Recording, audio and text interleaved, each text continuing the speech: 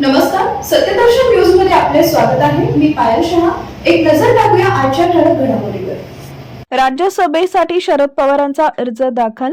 महाराष्ट्र राज्यसभेसाठी उमेदवारी अर्ज दाखल करण्याचा आजचा शेवटचा दिवस होता.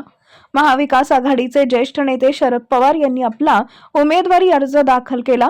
यावेळी सुप्रिया सुळे, संजय राऊत आणि हर्षवर्धन सपकाळ यांच्यासह महाविकास आघाडीचे अनेक प्रमुख नेते उपस्थित होते.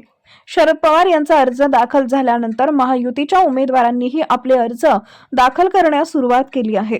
7 जागांसाठी होणाऱ्या या निवडणुकीत महायुतीकडे अधिक संख्याबळ असल्यामुळे 6 उमेदवार बिनविरोध निवडून येण्याची शक्यता आहे. जर 8वा अर्ज आला तरच निवडणूक होईल, अन्यथा ही निवडणूक बिनविरोध पार पडेल अशी शक्यता वर्तवण्यात येते.